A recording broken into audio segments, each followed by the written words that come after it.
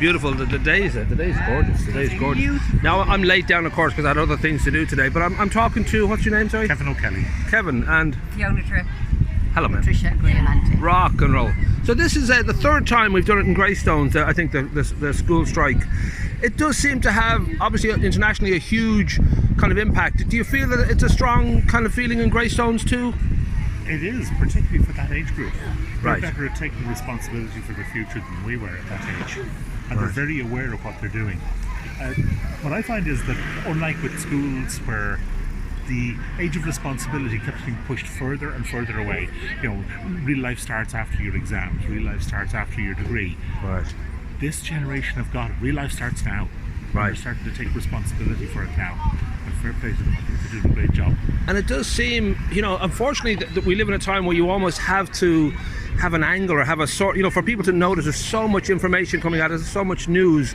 The idea that children are at the core of this, I think, is a crucial change in regard to getting people to notice. So like the Guardian and newspapers like that, it's a cover story every time. I mean, that is a wonderful thing, that there is a young generation, which is what it's all about, this idea that it's going to be their place when we go on. It's their place for the next generation. Yeah. I for me on that, sometimes if it takes people to be motivated by their child, and so be it, we've become so desensitized and lost our connection to nature, Right. just by consumerism, that really some people are only driven to do it because they're kids, and they're actually inspiring the adults, and they're reminding them of their connection. So that's a really important factor. And I think the internet too sort of breeds a certain kind of irony in everything. So you get sort of the Chuck Norris generation, who it doesn't really matter the seriousness of anything. You can make a joke out of it and make a meme.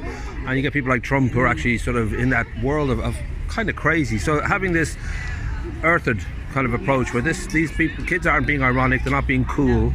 This to them is a genuine feeling of concern, and they want to sort of get that word out. And someone like Greta, of course, is a great representation of that. Do you think Greystones, I think we are, this sounds slightly boastful, but we seem to be pretty, smart when it comes to the environment and just the way we live. I think we're generally, a good town for being aware. I don't know if you'd agree or... Yeah, absolutely. I'm from Roundwood, originally living in Bray, but I have a huge bunch of friends in the Greystones area, and I think just even people are drawn to Greystones a lot of the time, come out, and anyone that's into, just connecting and caring for nature, it's Right. you can see it. It's kind of an organic as opposed to contrived. And we are a very attractive people as well, which helps, I think. Just to attract other people into the town. It helps that we're all beautiful. And I think there's something for me, because I was down at the beach having a swim today, and all the people just arriving down to the beach, this very simple little ritual, getting dressed, going into the water. I think we're so surrounded by nature here. Right. Maybe that for me really helps to feel Sure. kind of infusion in. We can't pretend that we're not part of this. Yes. We're not a part of the living water around us and the trees around us. We're blessed that way, that we are surrounded by beauty, and generations have grown up with that, and it's deep in our... And I think it really infuses in us. Yeah. And I see it in the kids. They know the sea, they know there's plastic in the beach, they know to pick it up. So it's practical. To wrap up, I was listening to the radio this afternoon, and there is a slight improvement in the way the climate is, the deterioration. There's a sense that there's a slight turn, but not enough. That there's still that feeling that there's a huge amount of work to be done. I mean, do you dare feel optimistic? Are you just more concerned with getting the message out rather than trying to feel, oh yeah, this is going to work? I don't know how the message doesn't result in action. It's a waste of time. Right. And what we'll have done with these young people is to inoculate them against trying to make change. Right. That's not what we're trying to do. We're trying to get more change, more rapidly, more thoroughly, and to basically avoid the great extinction that is actually a real possibility at the moment. What's freaky is that this is, since the 60s especially, there's been an awareness of a generation, like teenagers and all that, being very aware of the importance of nature and the environment and what we've been doing with the climate. It's pretty incredible to think that 50 years later it's still a battle. It's not as if that generation managed to convince, and in a way they've all grown up to be their 60s and 70s, but it's still the same struggle, it's still the same battle, which makes me think that hopefully we're getting closer because of those years. But it also worries you that there's been 50 years of people being aware of this, and we're still that dumb that we don't. And I think it's really important, because we were just talking about it before you came over, that it's like a new paradigm needed for education in the 21st century.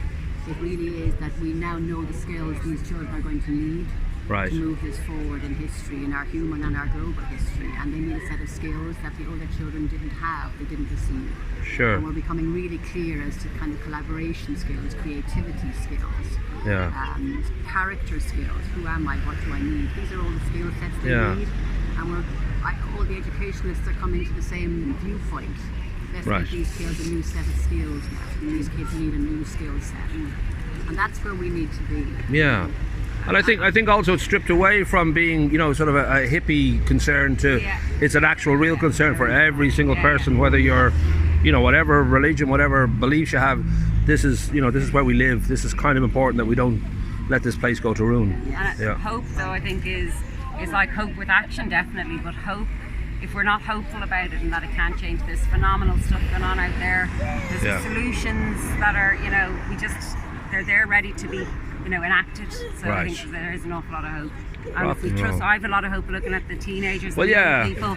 They're I'm just thinking our generations aren't a total write-off. It was our generation that invented the information technology and the and the electric cars, etc., etc. And there's always been those who believed all the time and who were fighting all the time. It just, you know, obviously time at certain periods in history, it's just sort of in the background. But right now, it's thankfully up in the foreground. Really should be doing better than the one before. That's it. Next generation are going to be great. And these kids look like they could be doing better than us. They seem pretty smart. Even if they can't hold their balance on solid ground, they still seem pretty smart. That's it.